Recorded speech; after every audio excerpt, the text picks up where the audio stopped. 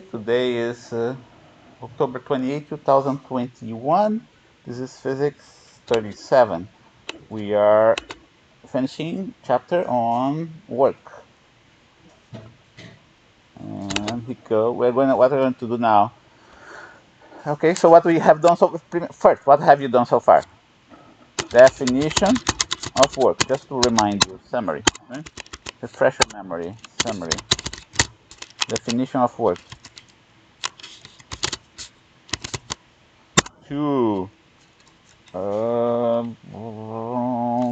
Work Kinetic Energy Theorem.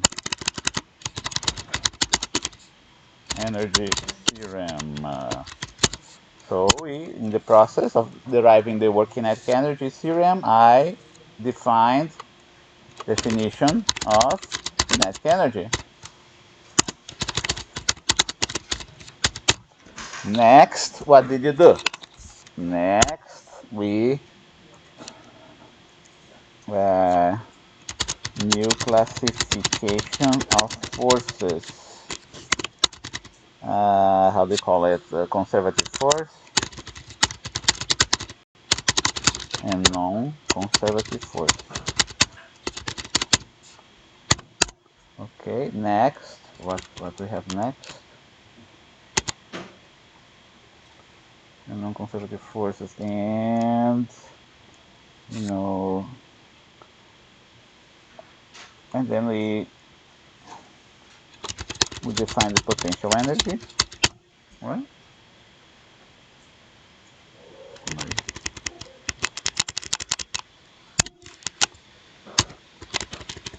And potential energy. That's what we have done so far. So let's take a look at the work kinetic energy theorem we have here before. Here you go.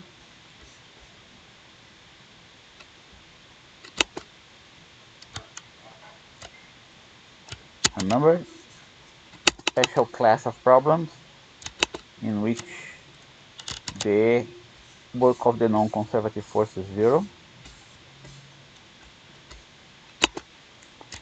Okay.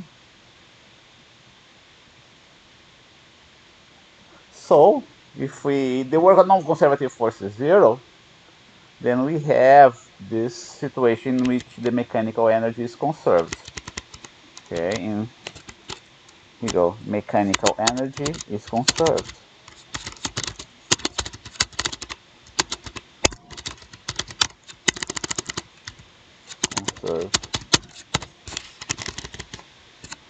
If the potential energy, if the only conservative force is the weight, okay?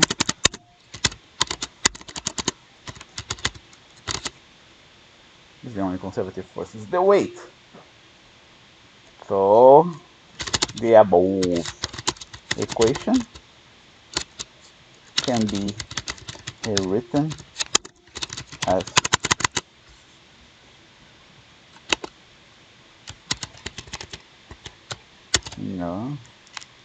remember potential mgy, right? Above equation can be written as mgy naught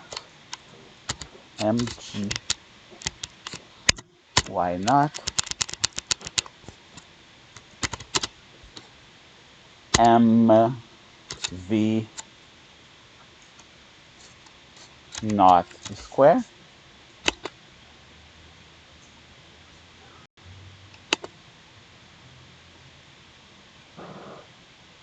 You know what? I discovered a quick, I'm going to start using that now. Do you know that, folks? There is this quick thing here, V naught, a keystroke. A student of mine told me that. Here you go. I don't have to keep on hunting for those things there in there.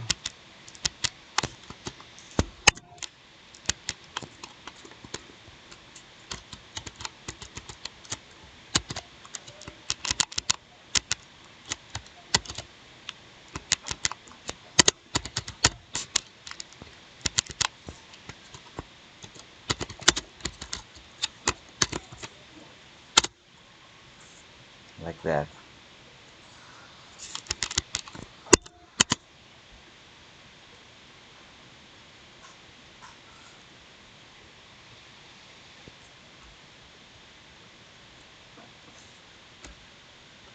Okay,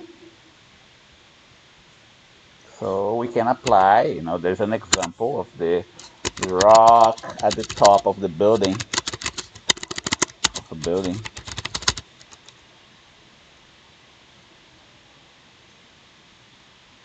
height of the building none,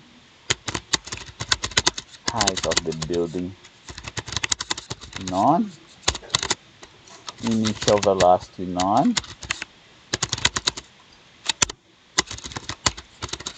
find final velocity. Example. Let's write it down here.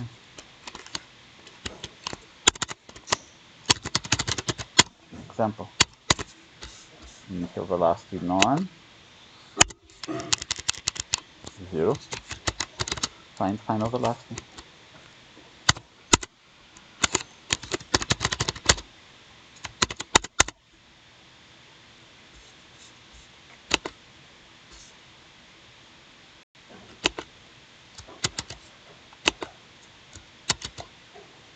Okay, so here we go. What's the height of the building none? Why not? Why not? Initial velocity non-zero. Find final velocity. Okay, so here we go. They're going to release the rock from the top of the building, right? You stick your hand out of the building. You know the height. You measure the height. Release the rock. And find out what's the final velocity using conservation of energy. The ground where there all the way down is going to be height 0. So this term is going to disappear. The initial velocity is going to disappear. So initial velocity, the final height is 0. And we solve for the velocity. Oh, we can cancel the mass. Cancel the mass. Cancel the mass. Okay, we find the final velocity.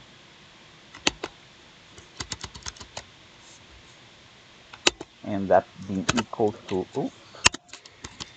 gy naught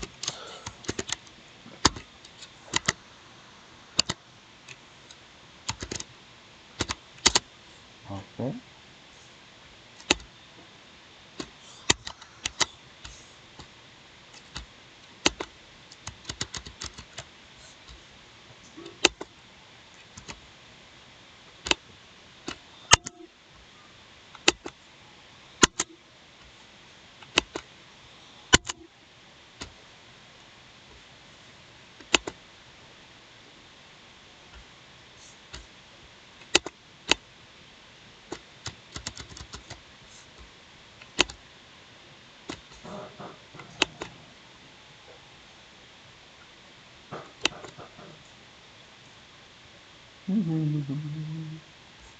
square root.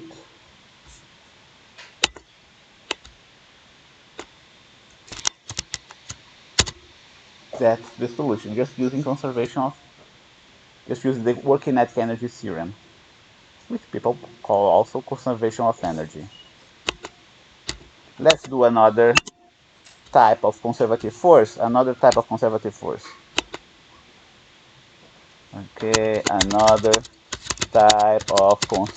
force.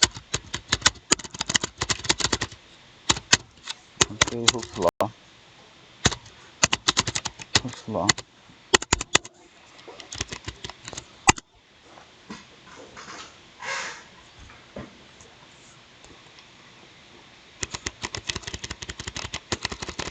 Hooke's law.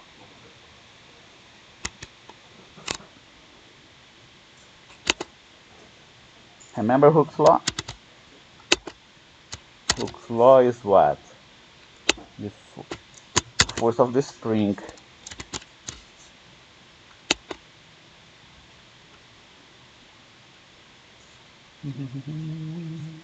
You know what? I'm gonna do only minus kx. Okay, no vectors here. Let's do this way. So let's calculate uh,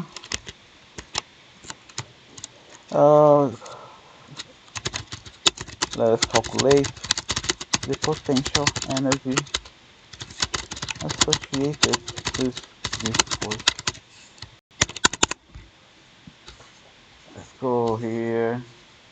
Work Kinetic Energy Theorem. Here you go.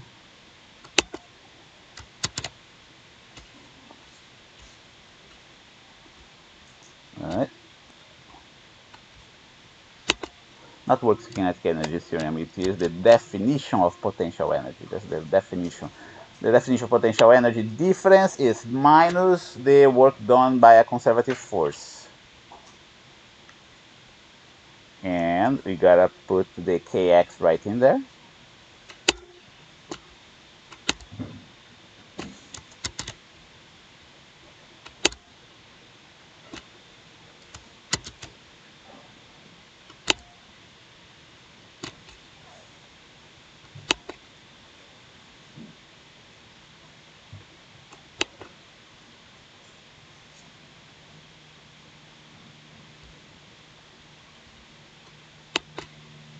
Go.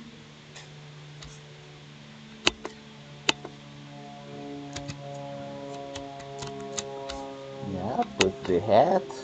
Oh no, I'm gonna have the hat here. That is gonna be the y hat.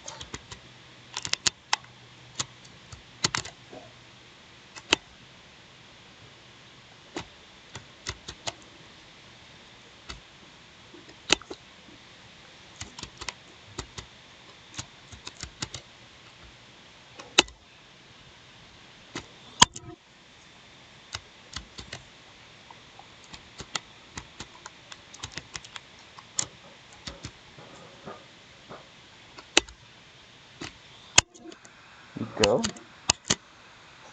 Let's go.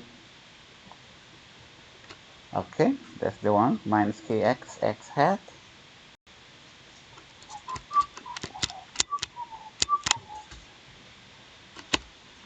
Here you go. Minus with minus. I told you about the Hooke's law before, right? Did I? Okay. Okay. So negative cancels out. K goes outside.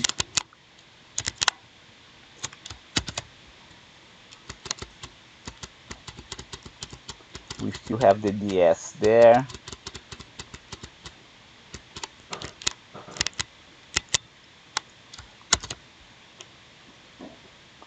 I don't need the parentheses anymore.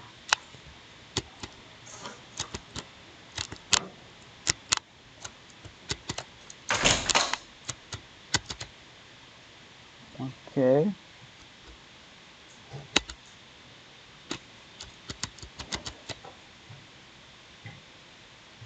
X hat dot dx is going to be just dx because this guy is 1 unit, right? This one unit.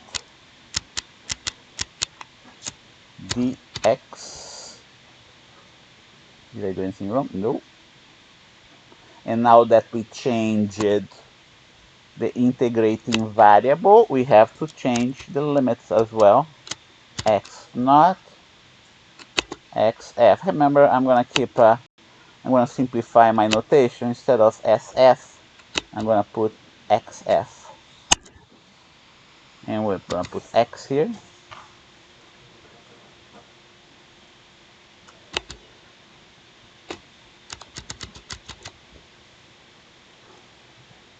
Okay, and my x is going to have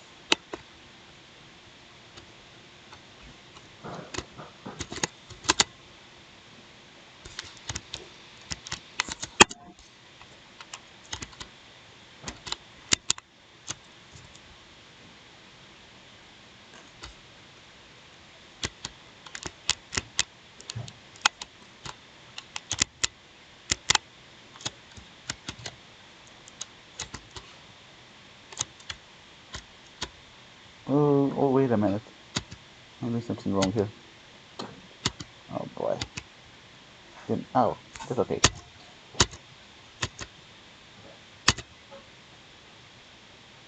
X kx squared, right?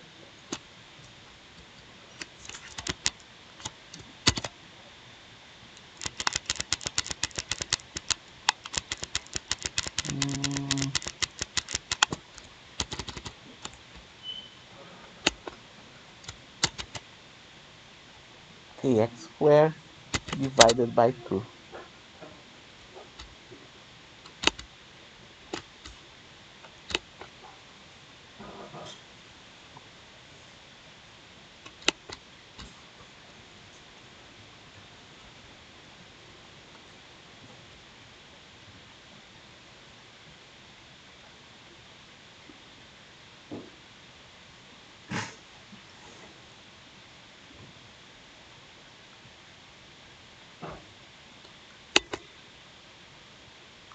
Okay.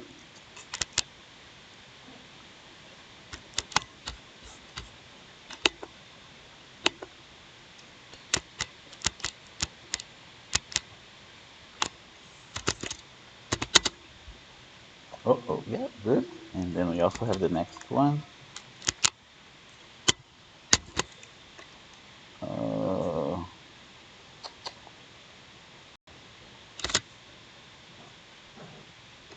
X. Is that X? Yeah, it is X.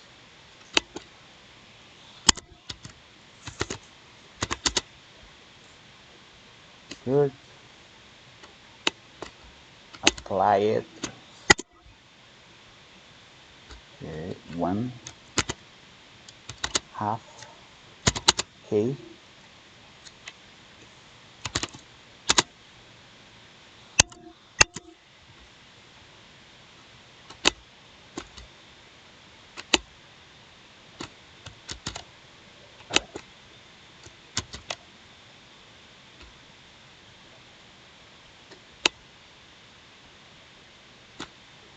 Applying the limits, x squared minus x naught square.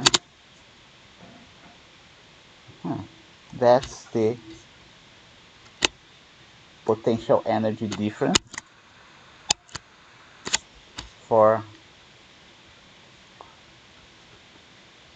a spring, for a mass attached to a spring. Okay, so now let me put just only one here. Don't forget, delta U means what? Delta U means final potential energy minus initial potential energy. That's what it means.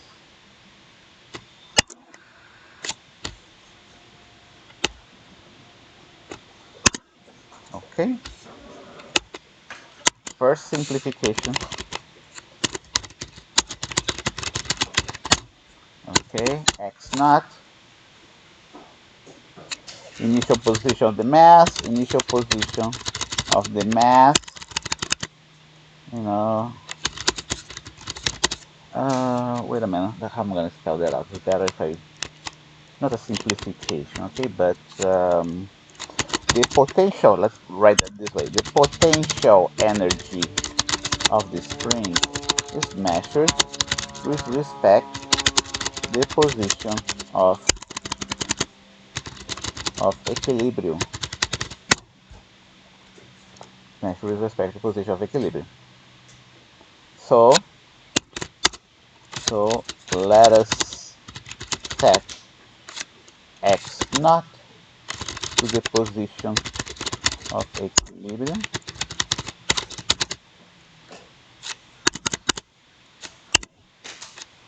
and put our axis, the origin, and put the origin of our axis at that spot. Okay, so x naught is going to be 0.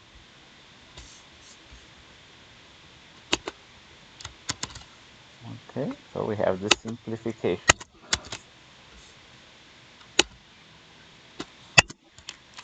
But y naught also corresponds to the we can define y u naught also corresponds to the potential energy at that spot, but U naught also corresponds to the potential energy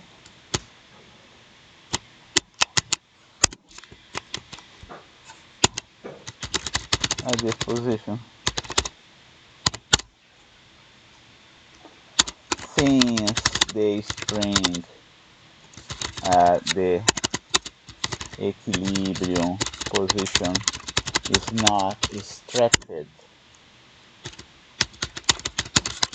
nor compressed, then it means that there is no energy stored in the spring, and we can say that U naught is 0. And we have this final equation here for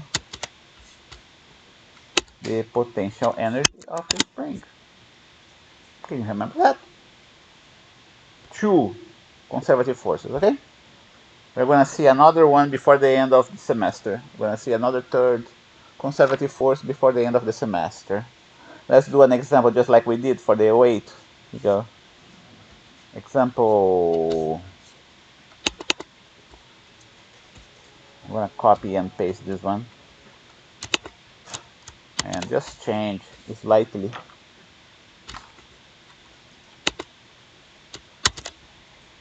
Here we go. Mass example. Mass attached to spring of constant K. Mass M attached to a spring of constant M. Initial position is X from the position of equilibrium. Find mass M attached to initially at rest. Initial position is X. Find the velocity of the mass when the spring passes through the equilibrium position. Okay, frictionless surface, don't forget that, right? Frictionless surface. So we have just so you have just this. What did you say? You saw just a bit to where it says simplification. Initial position of the mass is. Let me see. Initial position of the mass is. Let me see. Yeah, x naught. Okay. So let us set the x naught to the position of equilibrium and put the origin of our axis at a position x naught. Okay. So the initial position here is going to be 0. Actually, it's not exactly an initial position, but it's a better way. It's a position where we have the reference, okay, where we set the reference axis. So here we go. Now potential energy. I want to get the equation. Here you go. That's the one I want. I forgot to put that.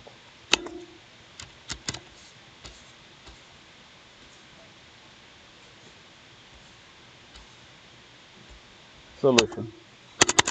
Conservation of energy.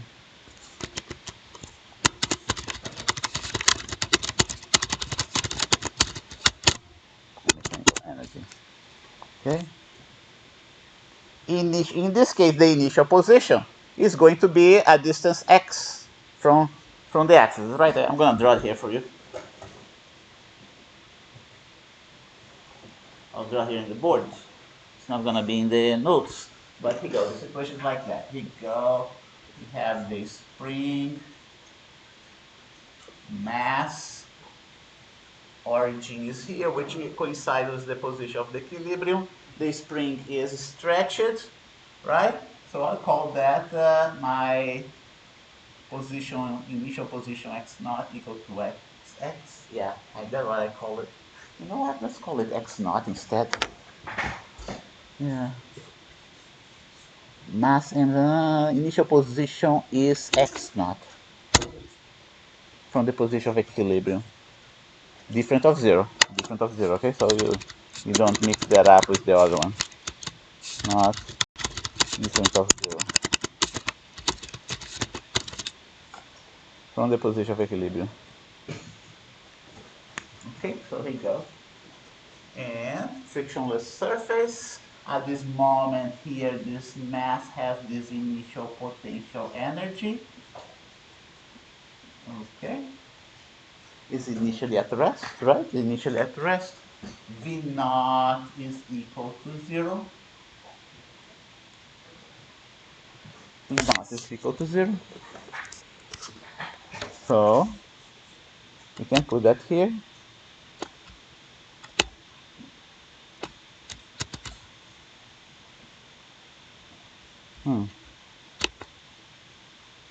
Yeah, let's do it this way.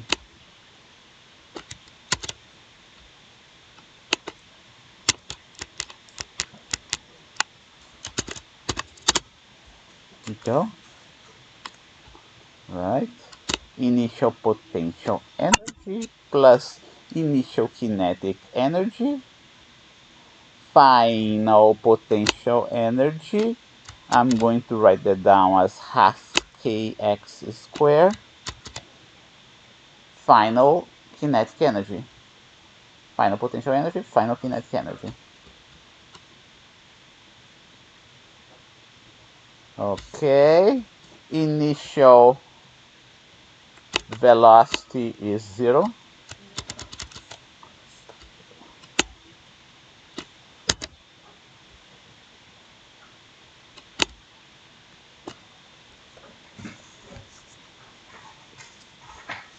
Final position is going to be 0 as well. So the velocity at the position of the equilibrium, the mass is flying by. Okay, the 2 is going to cancel out. Cancel out.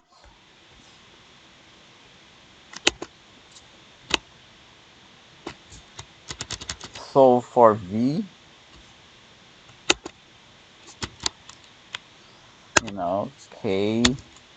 Kx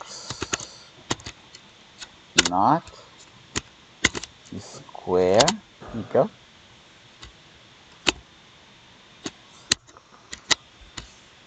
Next step, kx naught divided by m.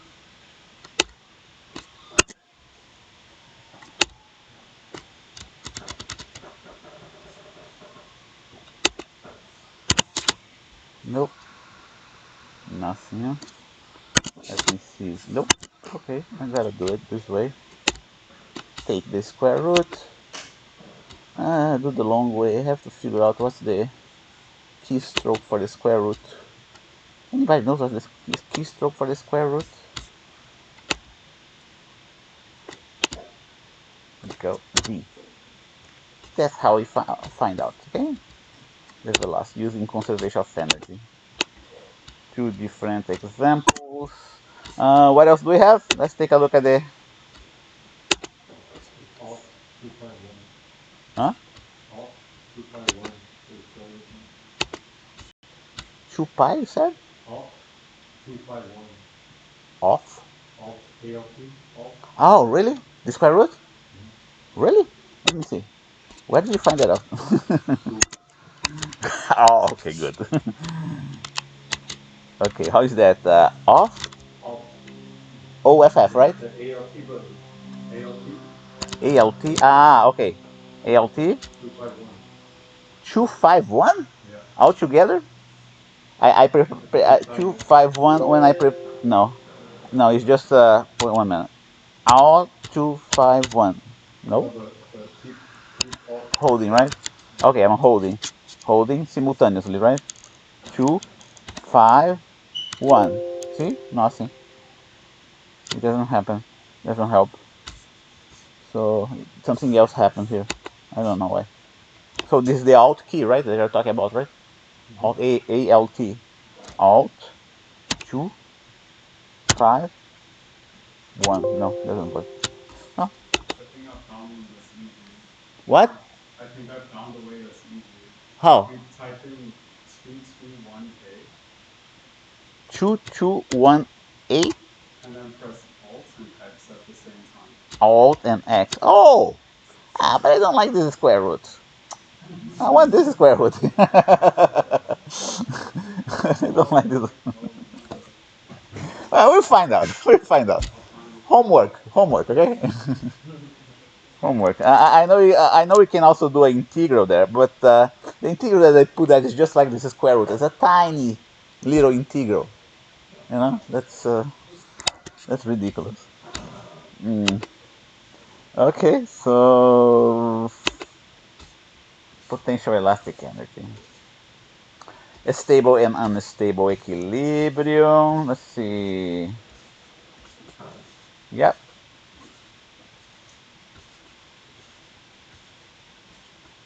Okay, then there is this stable. This is kind of easy to understand. Stable and unstable equilibrium. We may have situations in which the equilibrium of the particle may be stable or unstable. And we can find that out from the type of potential energy that we have. Okay? Okay, this case here, okay? This case here is the equilibrium is not stable because what's the definition of stable equilibrium? The definition of stable equilibrium is the following, if you have a particle at a given spot, okay, and you do a small disturbance for this particle, the particle will tend to return to the initial point. Okay, so let's define stable and unstable equilibrium. I'm gonna write that down here. If you have a particle, right?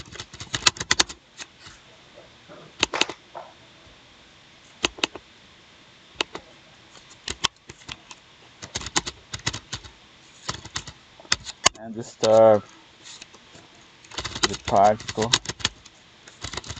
you can either, if you have a particle subjected to a force, subjected to a given conservative force, and you apply a small disturbance to the particle, it will either, okay, it will either return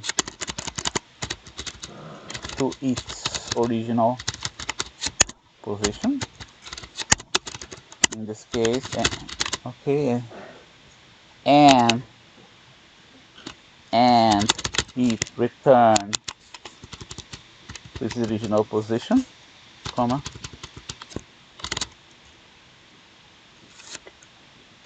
we call this type of equilibrium, comma, stable. Let me see, if you have a particle initially at rest, and subject to a given conservative force, if you apply, okay, if you apply, oh, let's put it in a different way, man, I'm doing that on the fly here. If you apply a small disturbance to a particle, that is initially at rest and subjected to a given conservative force, if you apply a small disturbance to the particle that is initially at rest, comma, subjected to a given conservative force, and the particle returns to its initial position, comma, we call this type of force, or this type of called equilibrium. This type of equilibrium is stable. Similarly, or let's see, conversely, right? Reversibly, how do you call it? Conversely? I don't know. Similarly,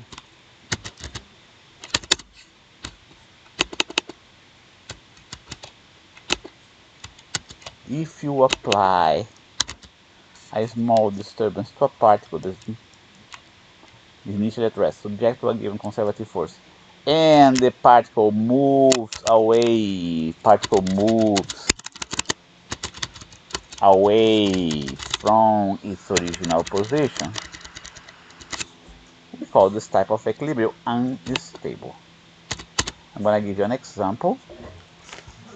Okay, stable equilibrium. Here you go. Suppose that there is a hole in the ground that's smooth and it's like that. And we have a little pellet there, spherical pellet at the bottom. It is, it is in equilibrium. Okay? Now, whether it's in stable or unstable equilibrium is going to depend how it behaves when I give a little push to this particle. Okay? This particle here is subjected to, to the weight, right? And it's also subject to a normal force here. So if I give a little displacement to this part, what the particle gonna do? It's gonna move back and forth, right? That's stable equilibrium. Make sense? That's one example of stable equilibrium. Another example of equilibrium, which is not gonna be stable but unstable, is if you have this situation here. The particle at the top of a little hill, is in equilibrium because it is at rest. If I give a little disturbance, the particle is going to run away downhill. That's unstable equilibrium. Examples, right? Those are two examples. One for stable equilibrium, the other for unstable equilibrium. Okay? So, two different ways. What about this one here? Here you go.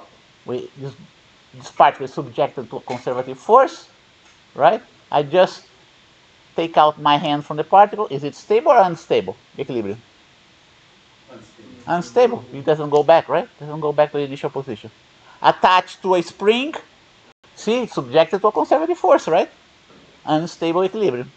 We can have conservative forces that act, that can produce a stable and unstable equilibrium. Attach this guy to a spring, disturb the spring, let the particle move, and that should be stable equilibrium, right? Because it's going back to its original position. Okay, even though it's moving. Okay. Now we can plot this thing for all sorts of conservative forces. Okay, here's the most generic type of.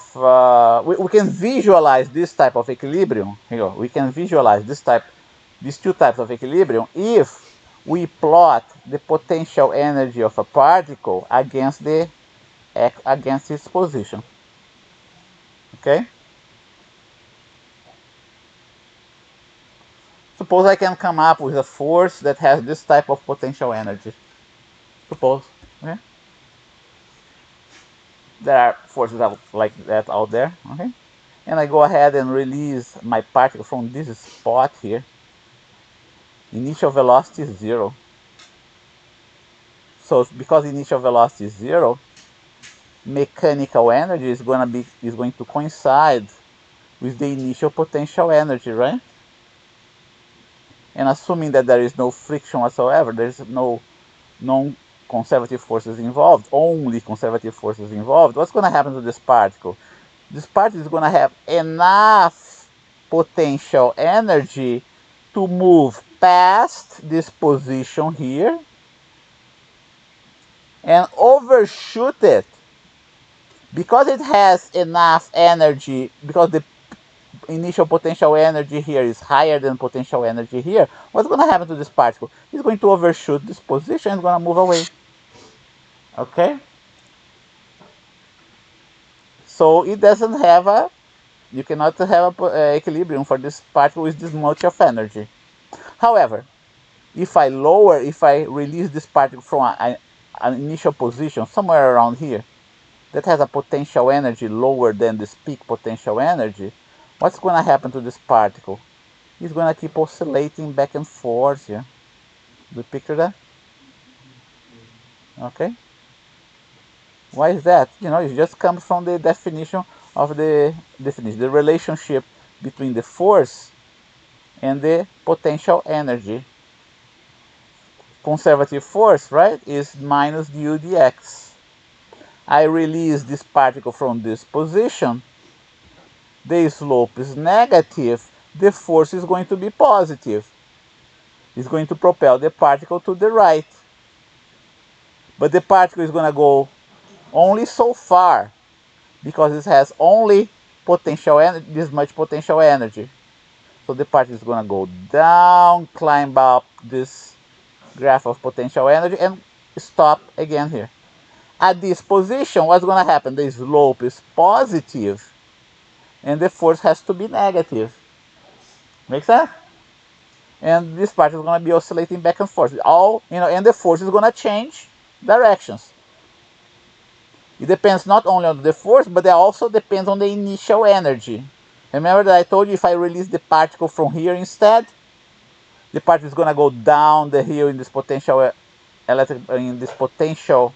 graph. The force is going to be to the right once it passes this position of equilibrium, which, by the way, should be a position of stable equilibrium. Okay? The force is going to invert, but it's not going to be enough to keep the particle oscillating back and forth here. It's going to overshoot. It's going to reach this peak where we have a position of unstable equilibrium and going to move away. Can you picture that? Okay, so that's what we have here for this chapter. Here you go, position of unstable equilibrium here. And equilibrium position. At the equilibrium position, the force is 0. If you have an upward concavity in the UX graph, the position is going to be a stable position of stable equilibrium. If the concavity is downwards, the position is going to be that of unstable equilibrium. That's what you have to know. And that's what we have for chapter 7. We finished chapter 7. You should worry about this only up to chapter 7 in the exam, okay? It's 5:41 right now. Let's take attendance. Any questions?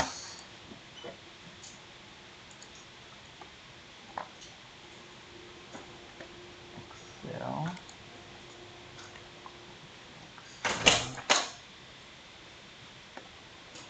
Roster attendance. Today is the 28th. Daniel Abraham? No. Mario Acevedo Jimenez? Harun Atif? Musa Atif? Genesis Bell? Jennifer Camarillo? Vincent D'Aluizio? Robert Faust? Pedro Flores? Lawrence Flores? Alexander Garcia? Sung Ham? No, doesn't come. Brian Herrera? Nope. Brian Inies? Nope. Athena? Nope. Jesus Lep? Cassandra Martinez? Dylan Martinez? Henry Martinez, Leonardo Melgar, Rafael Mercado, Raymond Miramontes, nope, Jaime Mondragon. Oh, what happened here? Jaime Mondragon, Alexis Negret, Marco Antônio Partida, Armando Pérez, Abraham Pérez, nope. You know, I do that less for the grade and more to look, you know, put a face to your name. You know, that's why I do that. The more often I do that, the easier for me to remember your name and your face. Okay, that's why I do that for. Nicolas Pisano, there you go. Ramon Quintana, okay. Albert Ramirez, no. Ali, Davidson Paxley, okay. Antonio Vega, Kenneth Villagomez, Patrick Villalvazov, Nolan Williams, and we have how many? 28. Okay. So let's go for our break. It's 5, let's make it 5:45, right? And we return at 6 p.m. I'm gonna pause this guy. Okay, examples of Work Kinetic Energy Theorem. You know, ball initially released from rest. We did that, right? And the ball initially propelled. We have two different problems here, two different examples. Ball released from rest, ball propelled upwards. We did this one. Let's do this one here. Here we go. At height h, propelled upwards. And what do we want to do? This determine the speed of the ball at any height h above ground. That's one way. Okay. So let's do it. Are we recording? Yes. Uh, let's hook it up.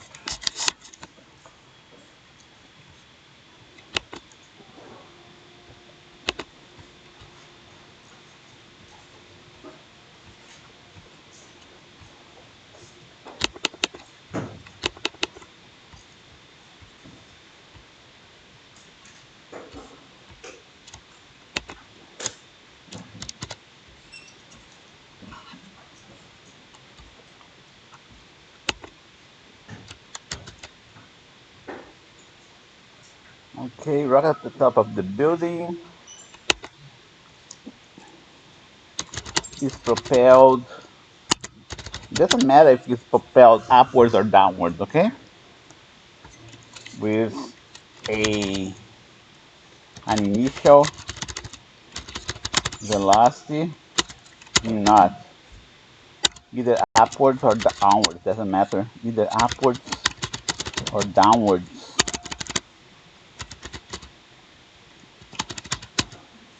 The problem, you know, is solved either way. It does not matter.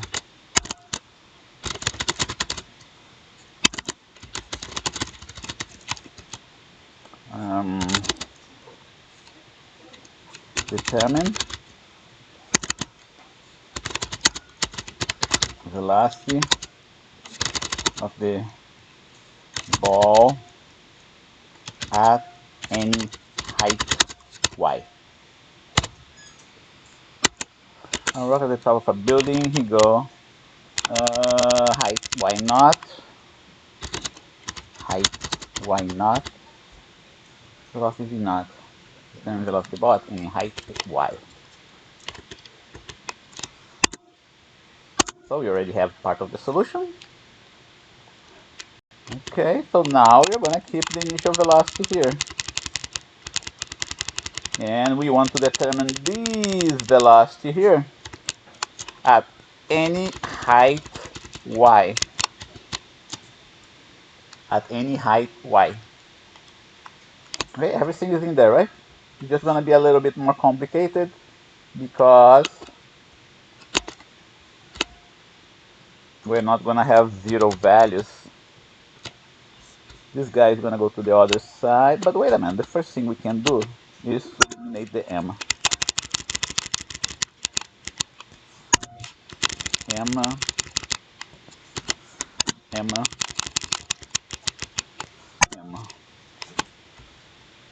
Okay, next thing that we're gonna do is pass the gy to the left side.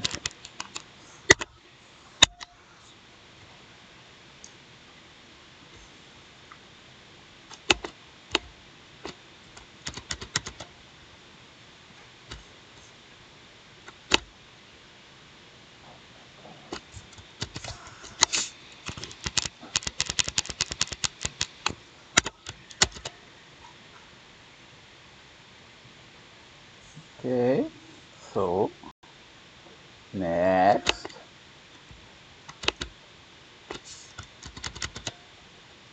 multiply everything by 2. Oh, you know what? 2,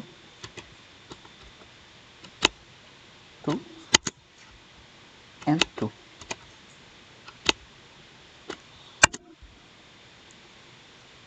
I'm gonna group it slightly differently.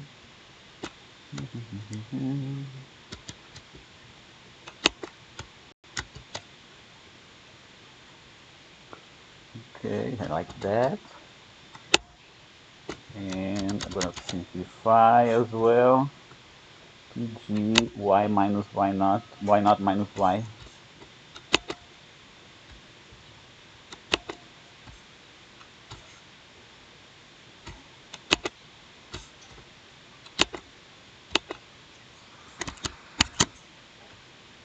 And we're gonna get at the square root.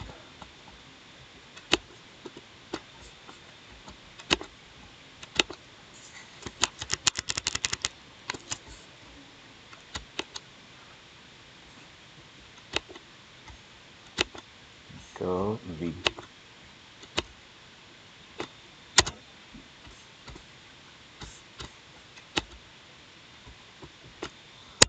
Here you go.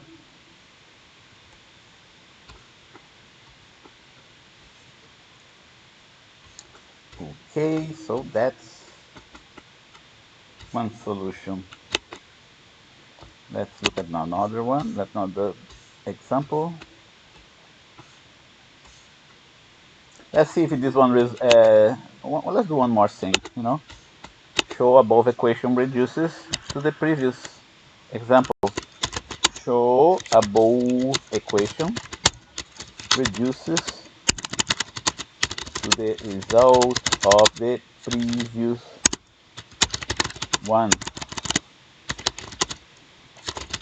where v naught and y were equal to 0, right? Let's see if it reduces. It'll be straightforward. Y 0, v naught 0.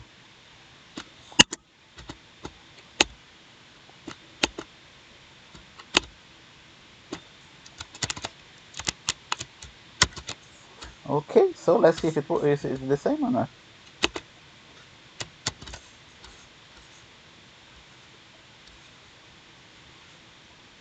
Okay, here you go. Same, right?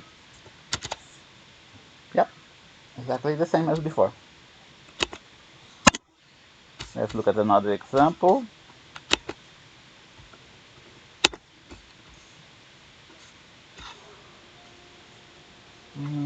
I want you to do that on your own, okay? This one is kind of extensive, long. Don't want to do that here because it's too much. What about this one? That's, another example of Work Kinetic Energy Theorem. Car of mass m is traveling at speed v over horizontal surface, no change in height. It applies the brake and slides a known distance d to a halt.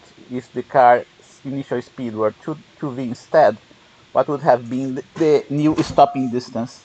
Can you picture that? Here you go. This car is moving, applies the brake. You never come to rest instantaneously, right? You still travel a little bit of a distance to come to a stop. right? And then, and then you're, let's see what he's asking. Okay, and then you're traveling faster now, twice the speed. What's going to be the new distance? What's going to be the new stopping distance? Oh, here you go. Here you go, twice the speed. What's the new stopping distance? It's going to be more, right? But how much more? That's an interesting problem. Okay, that physics that we can solve using the Work Kinetic Energy Theorem. The difference here is that we have a non-conservative force, okay? Because so far we didn't have any of those. We're dealing just with conservation of mechanical energy. So now it's going to be different. No variation in the potential energy whatsoever. Okay, so we have the first situation. Let's do that. Let's go to this guy here.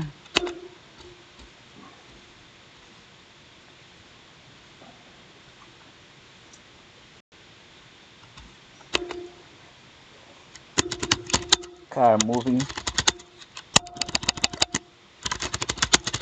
with velocity v naught, come to a stop at distance v. Car, same car, same car,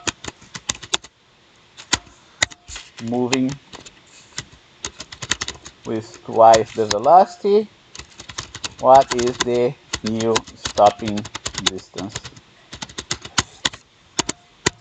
Okay, so you think about that. You're in the freeway, 30 miles an hour. 30 miles an hour, the freeway is very little, right? But let's say you're in the regular streets, 30 miles an hour. You apply the brake, you go a given distance. Then in the same regular street with the same car, now you're going at 60 miles an hour. Apply the brakes at the same spot, how far do you go? Okay? Solution.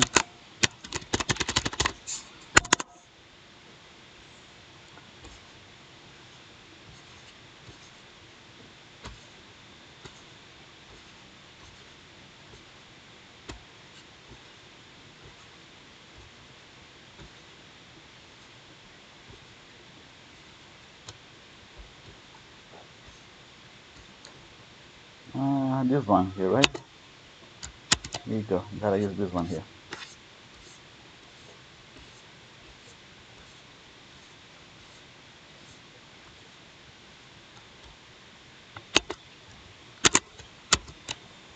Okay, that's what we start. This Work Kinetic Energy Theorem.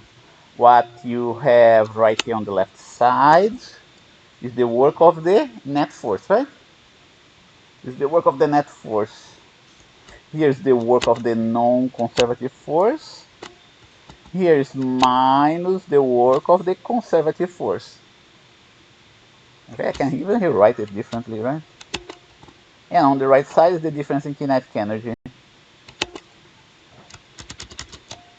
Here you go. Non-conservative force, conservative force.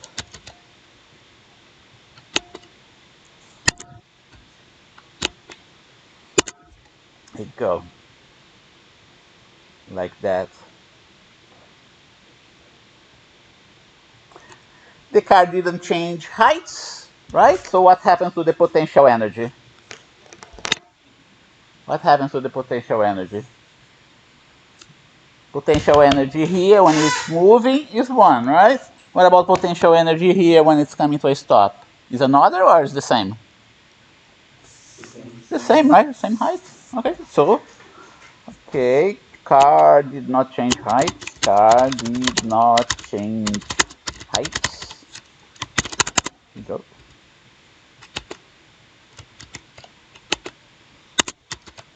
Here you go. That's gonna be 0. Okay. Now the key here is this guy here. Right? Do you know how to get this one? Right? You go. The car moving, velocity, apply the brakes. The brakes are gonna drag the car against the distance, right? Here you go. The force of friction right in here. The force of friction is constant, remember? That's going to be the distance. The work done by the non-conservative force is going to be minus Fd. Okay? There must be that negative sign there. Fd. That's the distance. The initial velocity we know, half mv square. Oh, wait a minute. No, sorry. That's the final velocity. That's the final kinetic energy. The final kinetic energy is going to be 0 because the car is coming to a stop, right? And the initial kinetic energy is half mv naught square. Like that. Next. Did he give you the value of the force of friction? Did I give you the value of the force of friction? Look what was given. V naught and D, that's all, right? Nothing else, right? Do we need anything else? Well, I didn't give the mass. Let's see if we need the mass.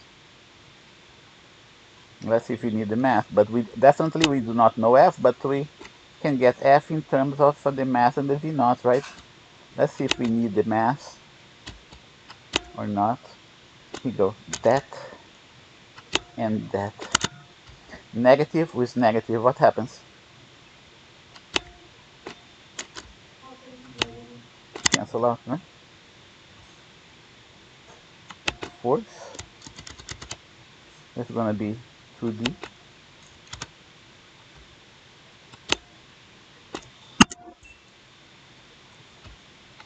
Go.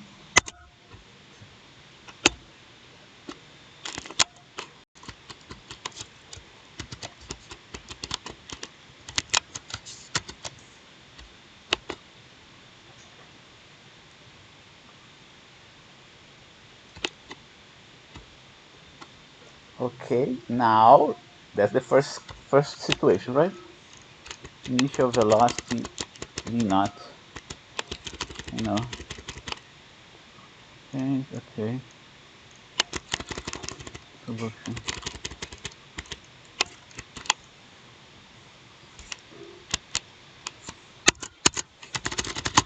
Initial velocity v naught. Now I'm gonna do the same problem, but now with twice the speed. Initial velocity.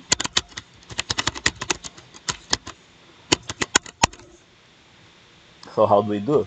I'm gonna start from, let's see. Okay, I can do that. I don't have to do that, but I'll do it anyway.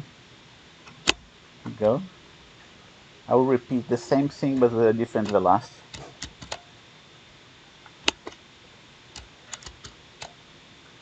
Okay. Initial velocity. Initial velocity 2v naught.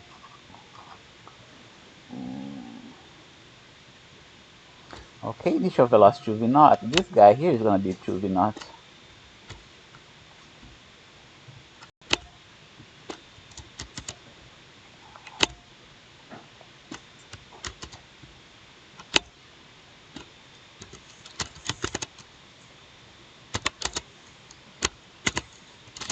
Here you go.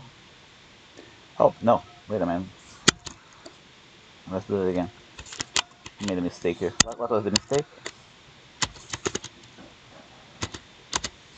Right? Remember, the square is here. Okay? That's where the square. So I'm going to do the following. I'm going to write that down with a different initial velocity. Initial velocity. I don't need that. Get out of my way. Go. Car didn't change, right? Yeah, I'll keep this one here. Okay. And I'm gonna do even better than that. So it's gonna be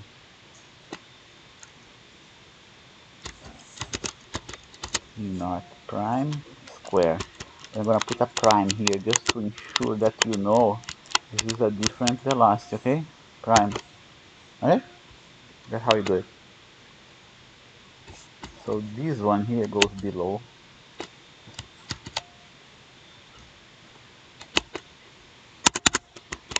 Is twice the initial velocity of the other case. See that? That's V0 here. That's V0 here. Okay, we found F from the previous problem. So we can write that in terms of V0. We don't need this zero. We don't need this zero.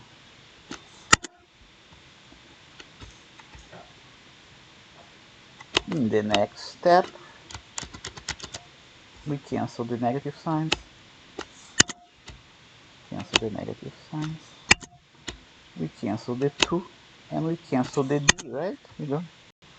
Everything here is being canceled. See that? Even the mass. We don't need to know the mass. See that?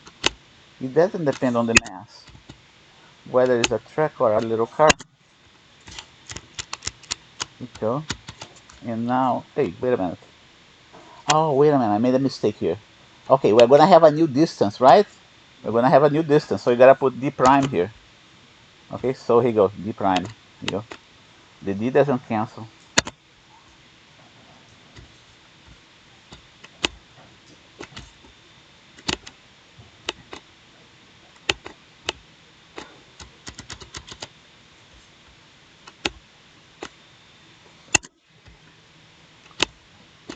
Half,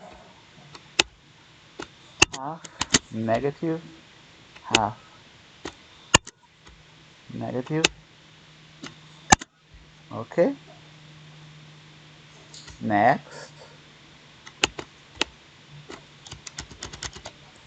630, we're almost there. I'm gonna go ahead with the square here. 4. Here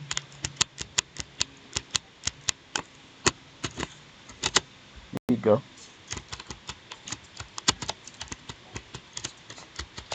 Here we go. 4. V naught is gonna cancel naught. V naught square is gonna cancel out the V naught square.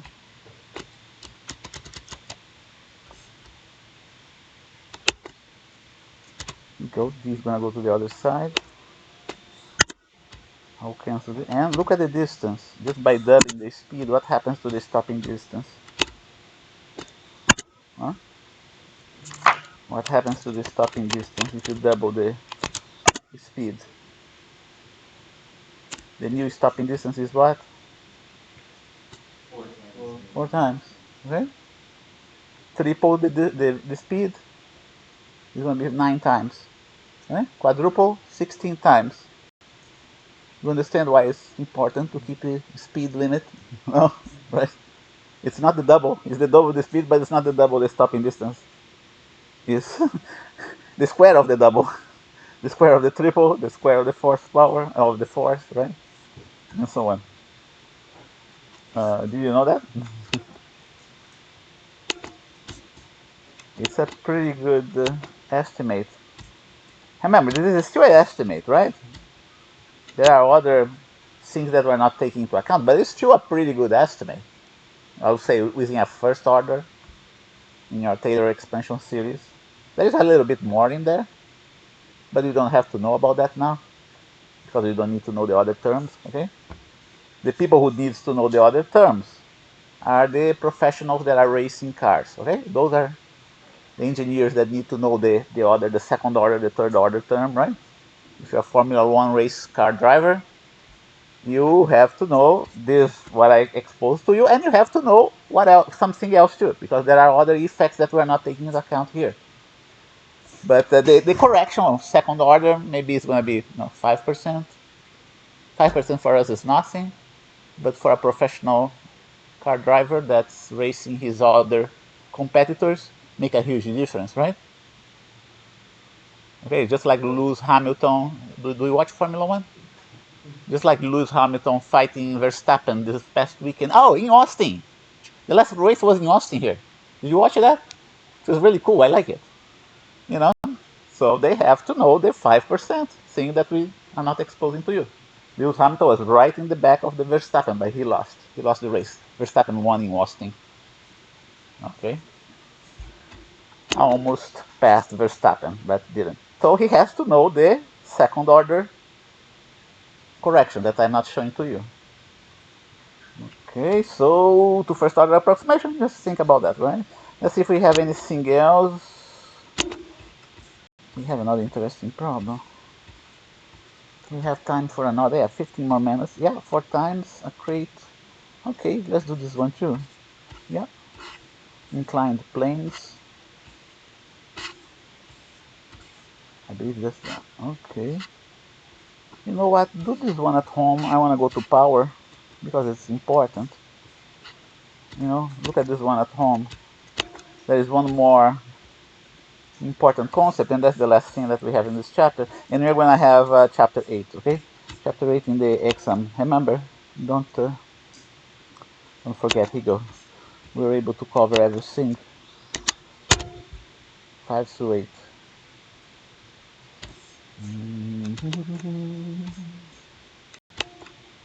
And then I'm going to save that as version 8.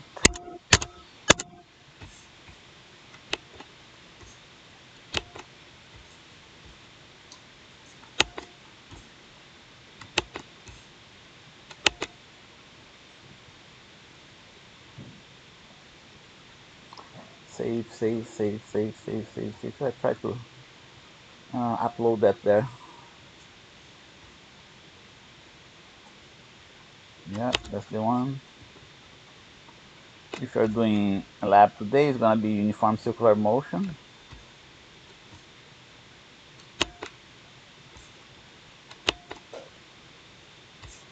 Okay. Okay, so let's talk about power. What's the concept? Okay, so let me give you an idea why we define power. There's a reason, okay, why we define power. And it's for a practical reason.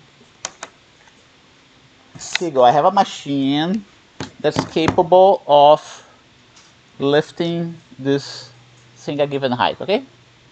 Let's say 1 meter high. Right, here you go. And then we have the second machine. I buy another machine.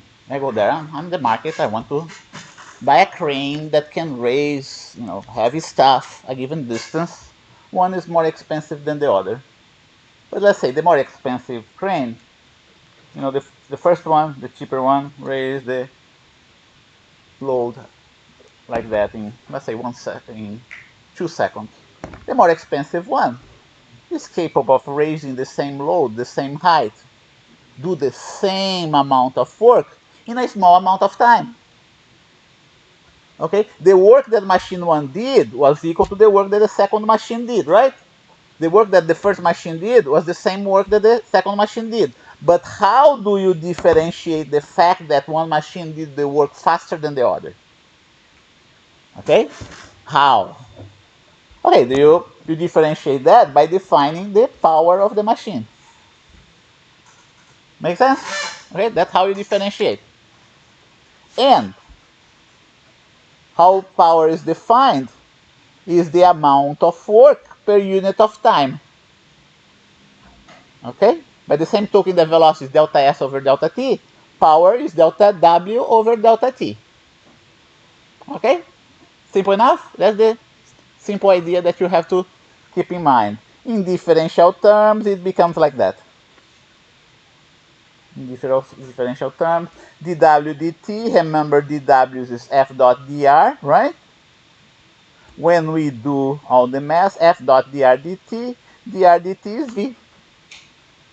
And you have f dot v, simple. Power f dot v. The unit of power is the joules per second. Joules per second shows up so many times that we give it a name. We call it the watt. The abbreviation is the W. Okay, W for weight, W for work, W for watts. Okay, know which W we are talking about, right? 3 different W's. Be careful about that. Okay, so that's what we have. Let me see if I can do this one here for you.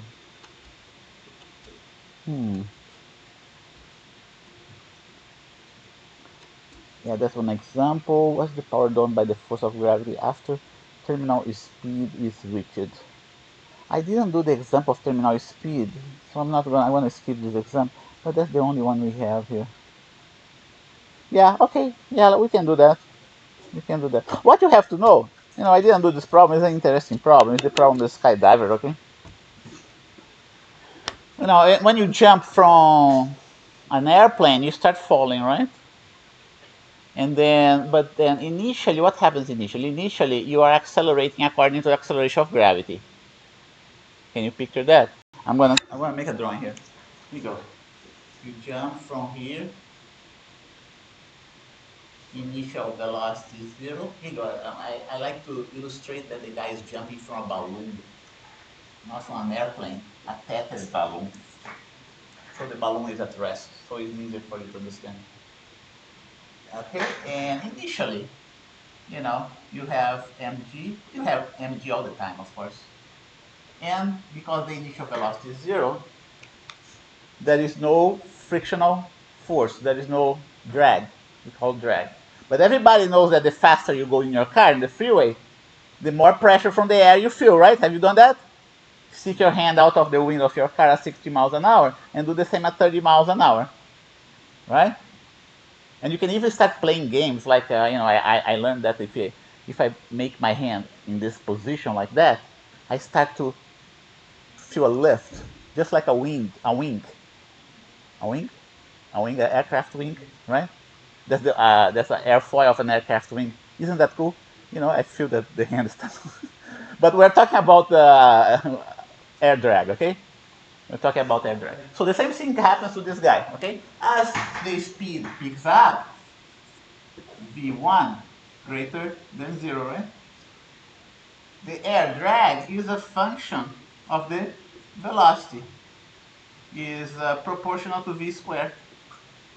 We still have mg, net force is mg minus v, and now we have a different acceleration.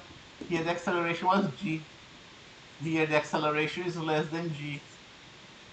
Okay, I'll call it a1. And then later on, the speed increases even further because the object is accelerating. So the drag force is going to increase, the velocity increases, right? Mg is down. Mg minus, this is going to be d1, this is going to be d2. Okay, and now we have a2 less than a1.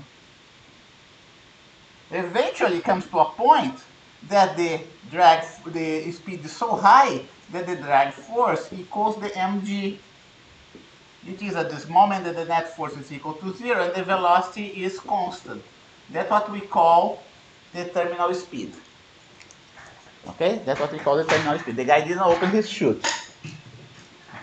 That's what we call the terminal speed. So he's asking, what's the power done by the force of gravity after terminal speed is reached? Just look at the formula.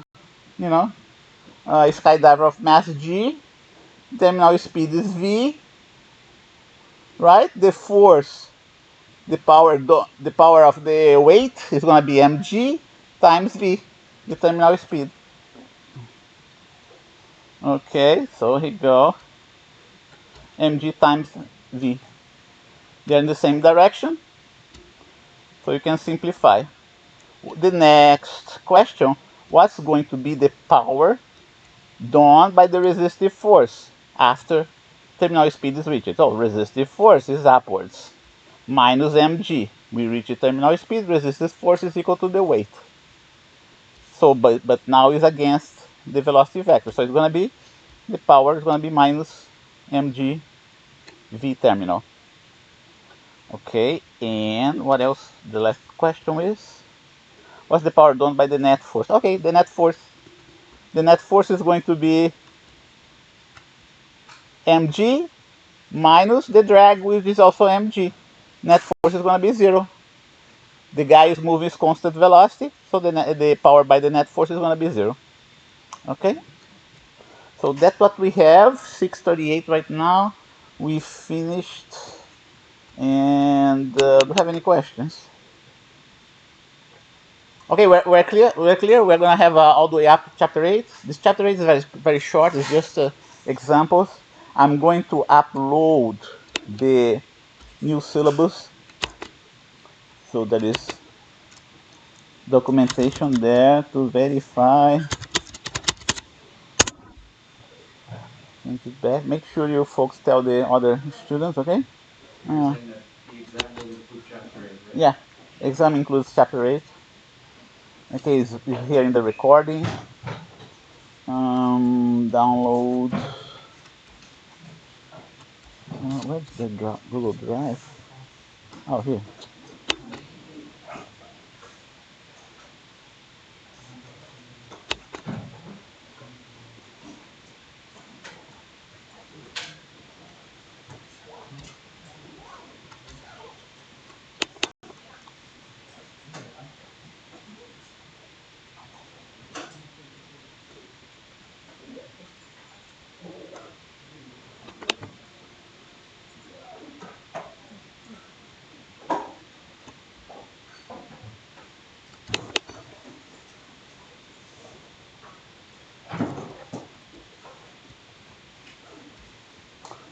Chapter.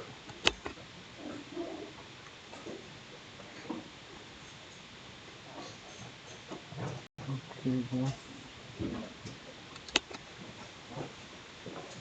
Notes. Where is my?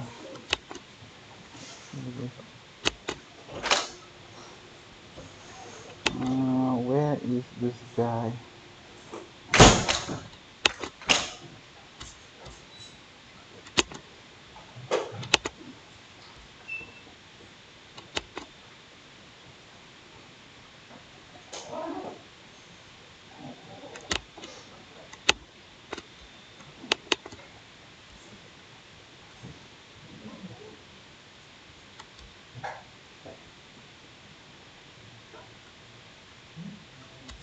Where is this guy located?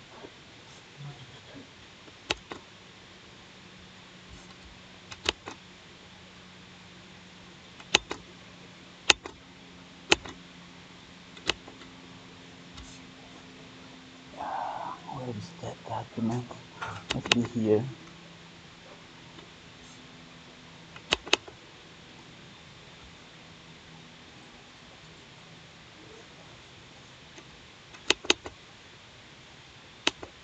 Not here either. Oh, yeah. Where do I keep that? Here. No.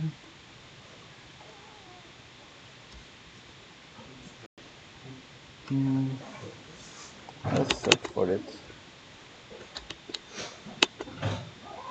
P37.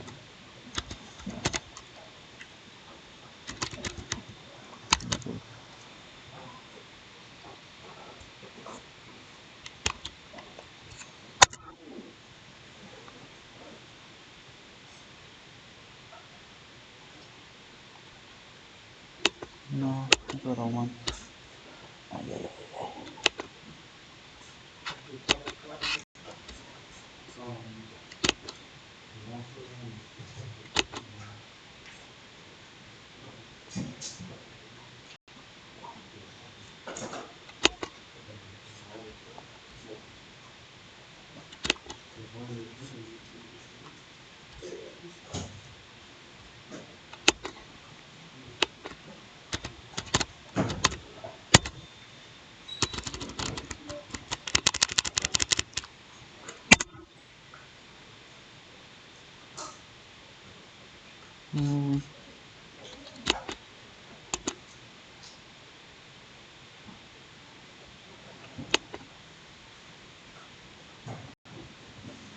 This one. Okay, got it.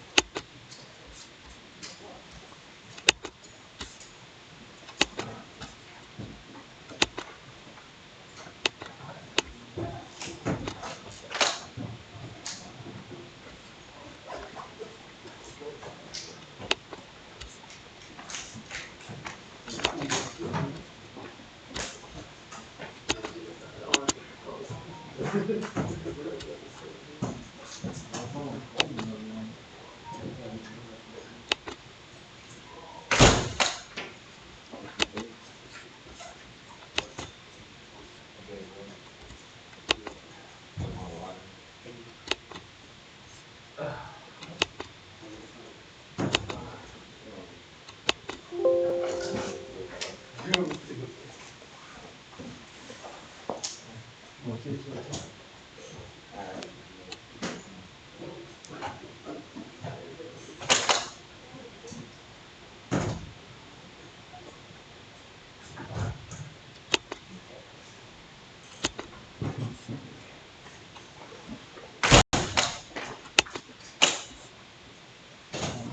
see you upstairs, right?